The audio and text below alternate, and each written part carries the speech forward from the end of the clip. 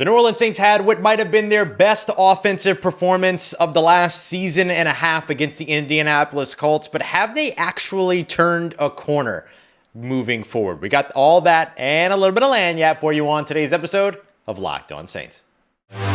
You are Locked On Saints, your daily New Orleans Saints podcast, part of the Locked On Podcast Network, your team every day.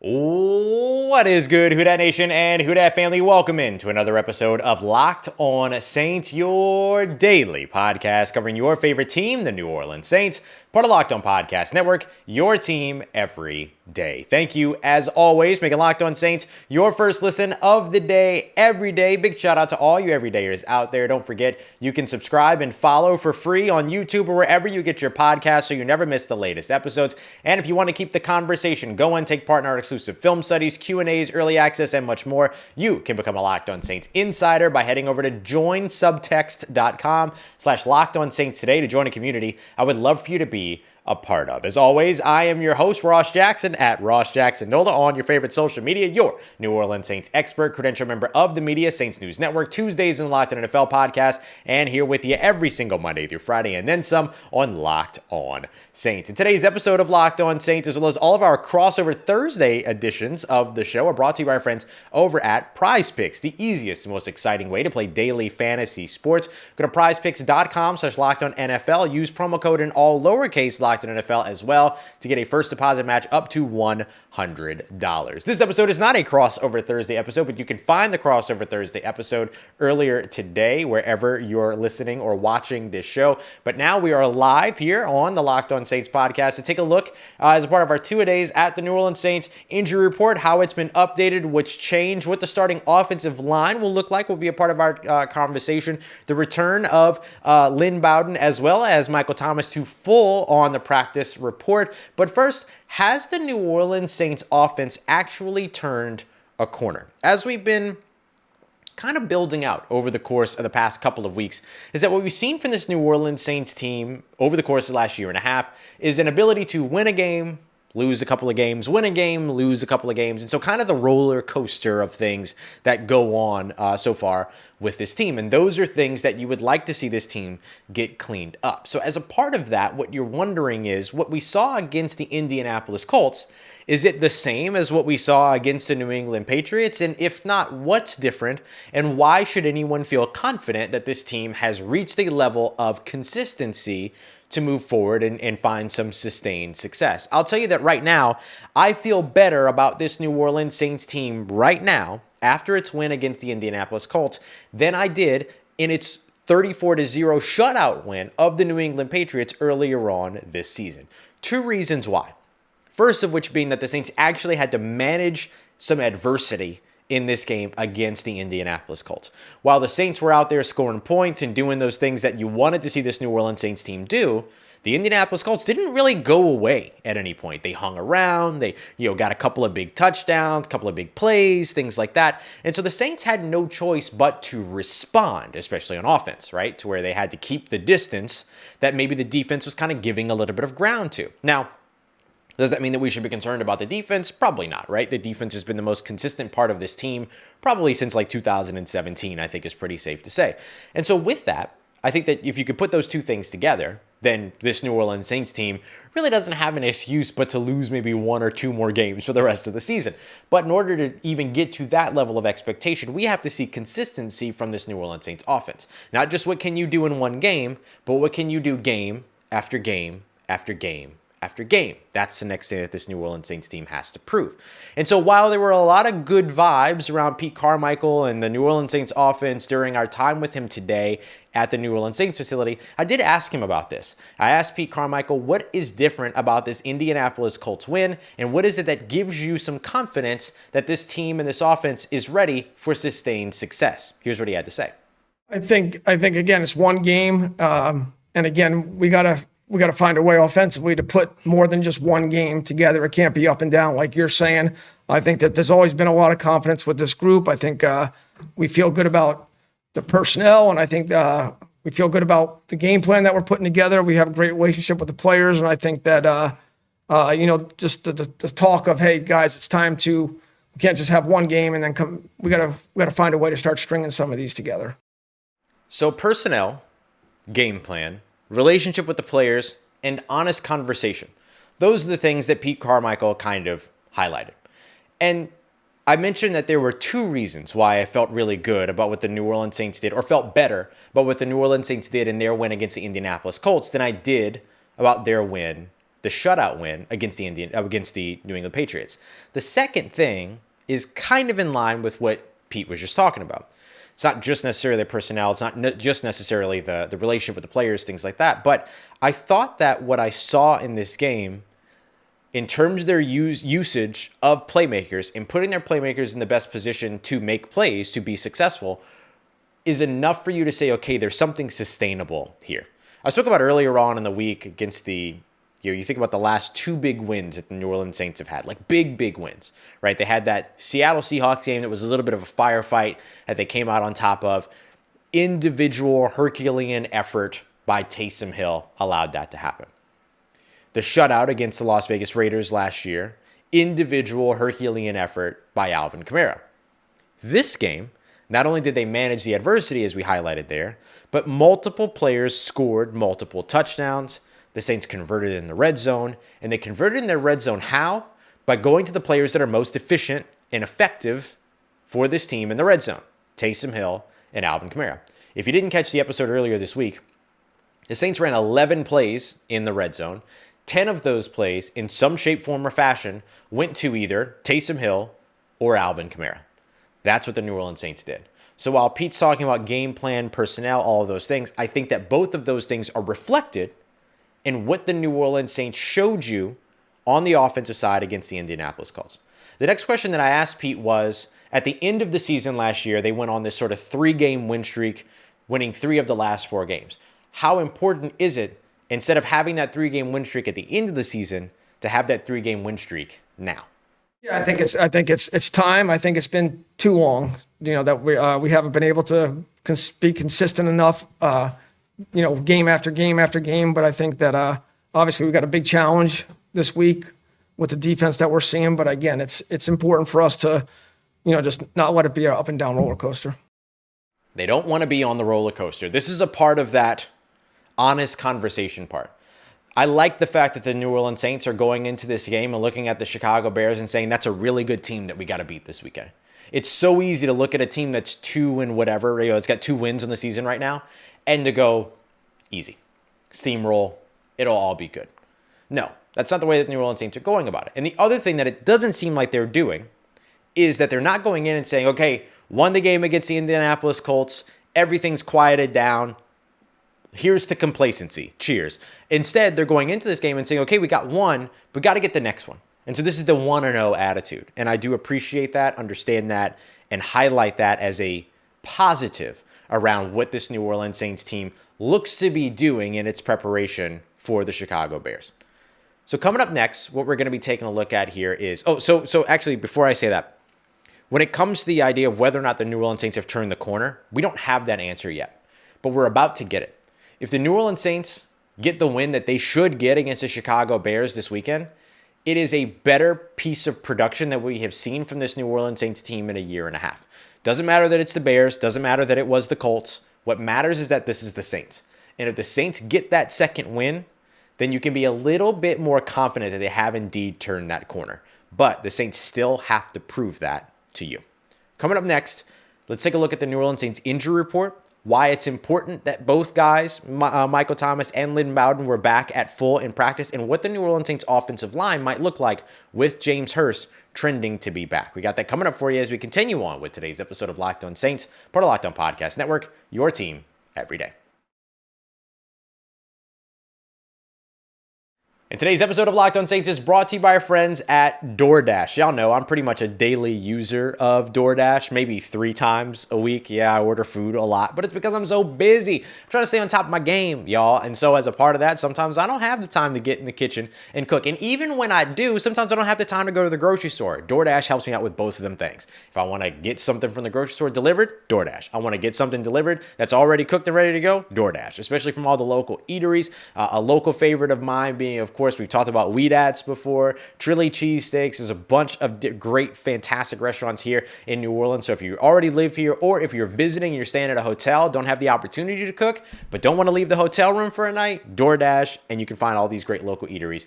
And I'm going to help you out. I'm going to help you get 50% off up to a $10 value when you spend $15 or more on your first DoorDash purchase when you download the DoorDash app and enter the code LOCKED23, LOCKED, number 2, number 3. Subject to change, terms apply. That's 50% off up to a $10 value when you spend $15 or more on your first order by downloading the DoorDash app and entering the promo code LOCKED23. Subject to change, terms apply. Today's episode also brought to you by our friends over at Prize Picks. Prize Picks is the easiest and most fun way to play daily fantasy sports, and it's super, super simple. You can have your entry in like no time at all, because all you got to do is go and find the game. Let's say you're betting on let's say you're taking a look at the Saints and the Bears game, right? You go and you find 2 to 6 players. Prize Picks is going to give you a projection of what those players are going to do stats-wise. You pick more or less. You get all of those right. You can win up to 25 times your entry back. It's that easy. No mystery lineups. No trying to win a small slice of this mystery pie or anything like that. It's you versus the house. So go and check them out today. Prize Picks is absolutely the place that you should be headed to play daily fantasy sports. Go to prizepicks.com/LockedOnNFL, into the promo code in all lowercase LockedOnNFL for a first deposit match up to $100. Once again, that is a first deposit match up to $100 for new customers over at prizepicks.com/LockedOnNFL, promo code in all lowercase LockedOnNFL. Let's get it, Who Dat Nation. Wrapping up today's episode of Locked On Saints with a quick look at the New Orleans Saints injury report.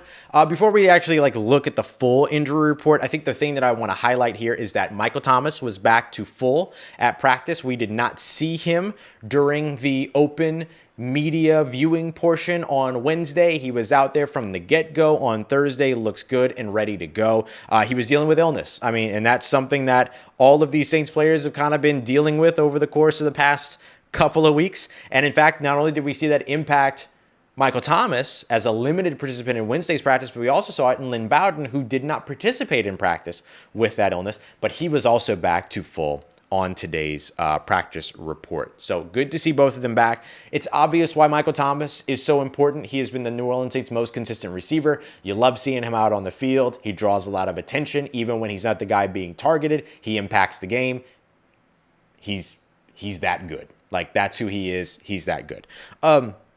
As for Lynn Bowden has played a huge role as a blocker for this team. They love him as a run blocker, and rightfully so, because he has been outstanding in that area, not just on the field on offense as a run blocker, but also in the return game as well. So really, really good stuff there to see both of them back to full. We also saw Andrus Peat back up to full.